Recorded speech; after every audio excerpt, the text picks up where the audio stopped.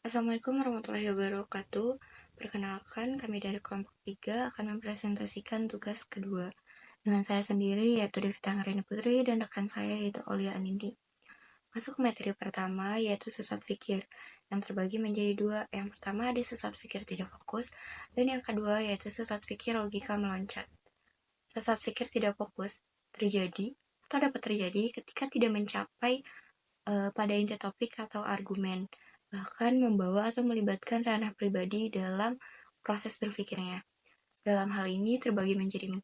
Yang pertama ada ad hominem, contohnya yaitu saya tidak percaya dengan argumen yang disampaikan oleh dia tentang perubahan iklim, karena dia hanyalah seorang selebriti yang tidak memiliki latar belakang ilmiah.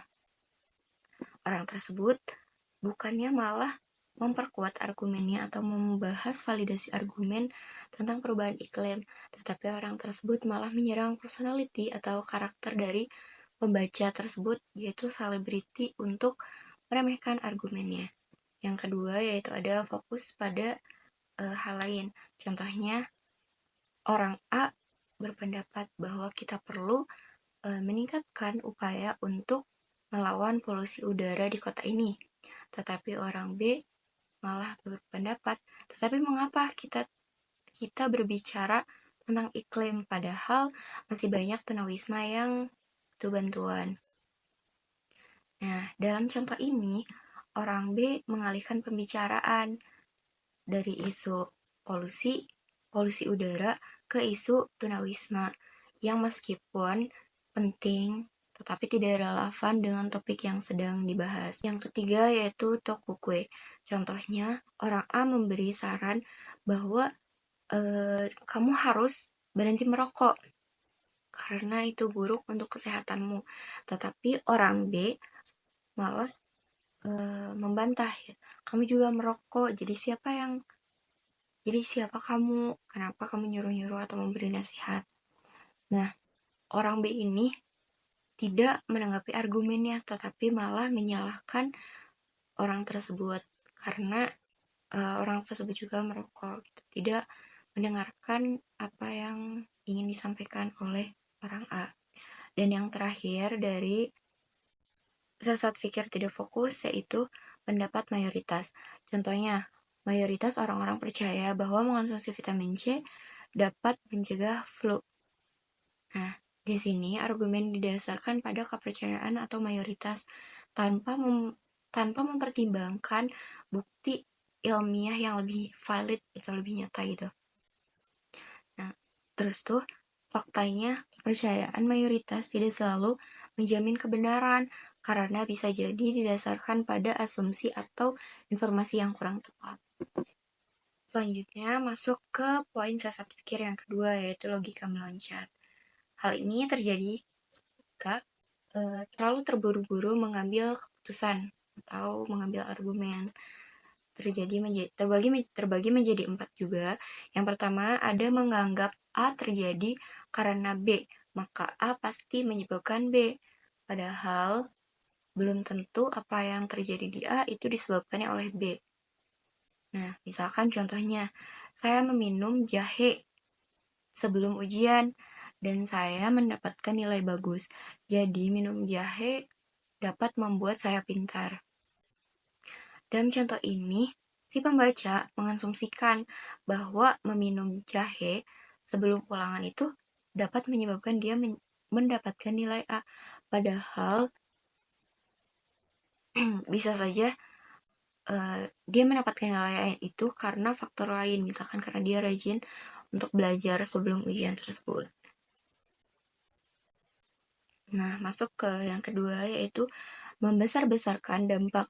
Contohnya, jika kita membebaskan siswa menggunakan ponsel di sekolah, maka tidak lama lagi mereka akan berhenti belajar. Kemudian prestasi akademik akan menurun drastis dan akhirnya seluruh sistem pendidikan akan runtuh.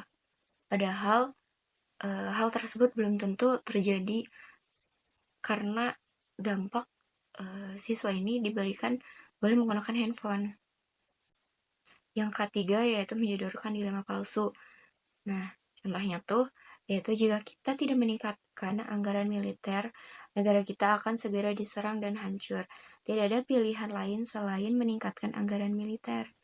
Dalam contoh ini hanya disediakan dua pilihan, yaitu meningkatkan anggaran militer atau menghadapi kehancuran.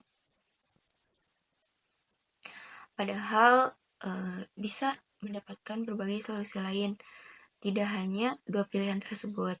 Yang keempat yaitu menggunakan ketidaktahuan sebagai penjelasan. Contohnya, tidak ada yang bisa membuktikan bahwa kehidupan setelah kematian itu tidak ada. Jadi pasti ada kehidupan setelah kematian. Nah, dalam contoh ini, seseorang itu menggunakan ketidakpastian atau ketidaktahuan tentang apa yang terjadi setelah kematian untuk mendukung klaim bahwa kehidupan setelah kematian pasti ada.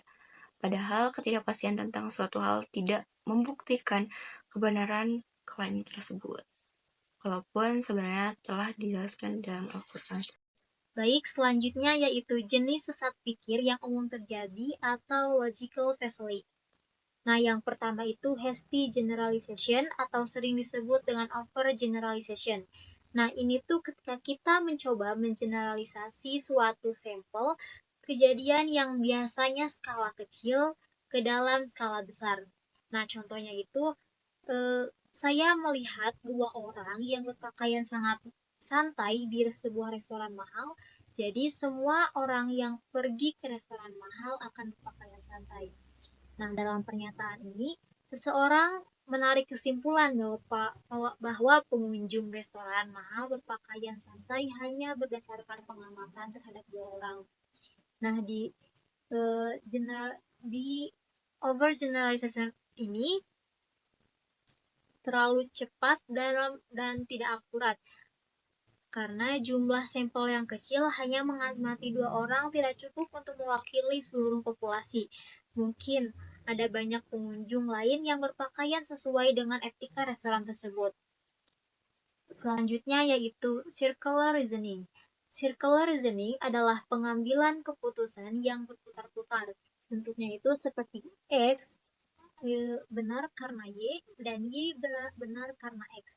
Contohnya itu, dia adalah pemimpin yang hebat karena dia memimpin dengan baik. Nah, dalam contoh ini, alasan yang diberikan untuk mendukung klaim tidak memberikan informasi baru atau bukti konflik. Pengulangan frasa memimpin dengan baik tidak menjelaskan apa yang dimaksud dengan pemimpin yang hebat. Sebagai hasilnya, argumen ini hanya berputar-putar pada dirinya sendiri tanpa memberikan penjelasan yang mendalam. Nah, yang ketiga itu slippery slope. Slippery slope adalah ketika satu langkah kejadian akan membuat langkah-langkah lain yang panjang dan menimbulkan efek yang signifikan. Contohnya itu, jika kita mengizinkan penggunaan mobil listrik, maka lama-lama orang akan beranggapan bahwa mobil berbahan bakar fosil tidak perlu lagi. Akhirnya, semua orang akan beralih sepenuhnya ke mobil listrik, dan itu akan membuat orang kehilangan pekerjaan di industri minyak dan gas. Nah, dalam contoh ini, argumen tersebut mengklaim bahwa satu tindakan mengizinkan penggunaan mobil listrik akan mengarahkan serangkaian konsekuensi yang ekstrim dan negatif. Dalam argumen ini mengasumsikan bahwa pengizinan satu hal akan menyebabkan dampak besar tanpa bukti yang cukup untuk mendukung klaim tersebut. Nah, yang selanjutnya yaitu strawman. Dalam strawman, argumen ini adalah argumen yang tidak disampaikan oleh lawan, tapi kita ciptakan sendiri untuk kita serang. Nah, contohnya itu, orang yang mengusulkan agar pemerintahan meningkatkan pajak untuk orang kaya hanya ingin membuat semua orang miskin dan menghancurkan ekonomi. Mereka berpikir bahwa semua orang pajak yang dikenakan semakin baik kehidupan semua orang. Nah, dalam contoh ini, argumen tersebut menciptakan versi yang salah dari posisi orang yang mendukung peningkatan pajak. Orang yang mendukung peningkatan pajak ini untuk orang kaya biasanya berargumen bahwa pajak yang lebih tinggi dapat digunakan untuk membiayai program sosial, pendidikan, dan infrastruktur. Namun, pernyataan ini menggambarkan posisi mereka sebagai keinginan untuk membuat semua orang miskin yang merupakan distorsi. Nah, dengan menciptakan versi ekstrim yang menyederhanakan argumen lawan, penggagasan pernyataan ini lebih mudah untuk menyerang dan menolak pendapat tersebut tanpa benar-benar mempertimbangkan alasan di balik peningkatan pajak. Nah, selanjutnya itu ad hominem. Ad hominem adalah argumen yang diberikan dan ditunjukkan untuk orang yang menjadi lawan bicara. Argumen ini menyerang karakteristik kepribadian lawan bicara, bukan argumennya. Contohnya itu, kamu tidak bisa percaya apa yang dia katakan tentang perubahan iklim. Dia bukan ilmuwan dan bahkan tidak pernah menyelesaikan kuliah, jadi pendapatnya tidak ada artinya. Nah, dalam contoh ini, argumen tersebut menyerang karakter atau kredibilitas individu alih-alih menyerang argumennya. Nah, dalam ad hominem ini, alih-alih membahas argumen yang diajukan tentang perubahan iklim, pernyataan ini fokus pada latar belakang pendidikan orang tersebut untuk menunjukkan bahwa lawan bicara lebih memilih untuk menyerang pribadi daripada perdebatan tentang isu yang sebenarnya. Nah, selanjutnya itu falset dikotomi. Falset dikotomi ini adalah ketika kita menganggap bahwa dalam satu argumen hanya ada dua pilihan. Contohnya itu, jika kamu tidak mendukung program pemerintahan balik.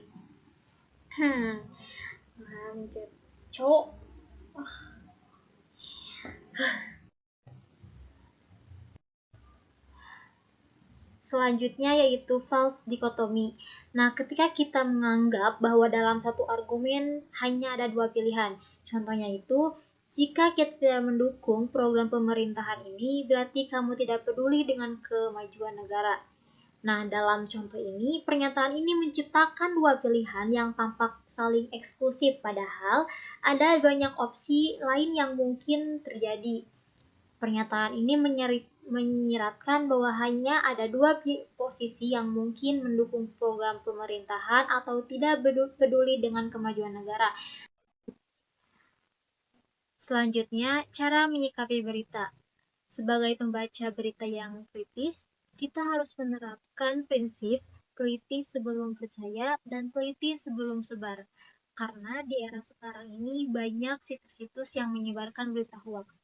Maka dari itu, ada beberapa cara untuk menyikapi berita. Yang pertama, periksa reaksi emosional. Yang kedua, ingat dari mana berita itu didapatkan. Yang ketiga, perhatikan judul berita. Yang keempat, apakah medianya kredibilitas? Yang kelima, waspadai waktu penayangan berita. Yang keenam, waspadai kutipan berita. Yang ketujuh, periksa tautan ke sumber lain. Yang kedelapan, cermati foto yang dipakai. Dan yang terakhir, bandingkan berita dengan media lain. Nah, selanjutnya, penerapan berpikir kritis. Pernyataan yang harus dijawab agar percaya pada sebuah artikel size atau penelitian, yaitu yang pertama, apakah judulnya sensasional? Yang kedua, apakah penelitian bisa dipercaya? Yang ketiga, apakah kesimpulannya akurat? Yang keempat, betulkah hubungan sebab akibat? Yang kelima, ada kelompok pembanding. Dan yang keenam, data dipilih secara objektif. Dan yang terakhir, apakah dikutip peneliti lain? Nah, selanjutnya ada contoh kritis membaca berita. Contohnya itu judulnya itu penelitian terbaru menyatakan bahwa diet vegan menyebabkan defisiensi nutrisi. Nah, seperti yang telah disampaikan pada awal tadi, untuk mengetahui cara menyikapi berita itu kan yang pertama itu periksa reaksi emosional. Nah, setelah kita baca berita tersebut, bagaimana reaksi emosional kita. Nah, dalam contoh ini, eh, reaksi emosional itu emosi saya sedikit cemas setelah membaca berita ini. Nah, yang kedua itu, apakah medianya kredibilitas? Media ini dimuat oleh media yang kurang percaya. Yang ketiga, periksa tautan ke sumber lain. Media ini tidak hanya mengutip dari media lain, berarti tidak hanya dari media, tetapi ada beberapa sumber lain. Nah, yang keempat, ingat dari mana berita itu didapatkan. Saya mendapatkan sumber ini dari media sosial. Yang kelima, waspadai waktu penayangan berita. Waktu penayangan berita ini terlalu lama. Yang keenam, cermati foto yang dipakai. Foto yang digunakan dalam berita ini mewakili publik. Yang ketujuh, perhatikan judul berita. Judul dari berita ini mengandung kata-kata yang provokatif. Nah, yang kedelapan, waspadai kutipan berita. Berita dikutip dari narasumber yang tidak kredibel dan kurang dari bidangnya. Yang terakhir, bandingkan berita dengan media lain. Berita ini muncul di berbagai media yang kurang dipercaya. Nah, selanjutnya itu contoh penerapan berpikir kritis. Judul dari salah satu artikel ini yaitu penelitian baru mengungkapkan bahwa makanan cepat saji memicu kanker. Nah, di dalam judul ini cukup sensasional karena menggunakan kata memicu yang dapat menimbulkan ketakutan. Nah, apakah penelitian ini bisa dipercaya? Penelitian dan institusinya cukup dapat dipercaya. Apakah kesimpulannya akurat? Kesimpulannya cukup akurat. Betulkah hubungan sebab akibat? Pada artikel ini, hubungan sebab akibat cukup jelas dan meyakinkan. Nah, selanjutnya ada kelompok pembanding. Dalam penelitian ini memakai kelompok pembanding yang ada dalam sebab akibat. Nah, selanjutnya data dipilih secara objektif. Pemilihan data dilakukan dengan objektif. Apakah dikutip penelitian lain? Nah, pada penelitian ini juga pernah dikutip oleh orang lain gitu ya.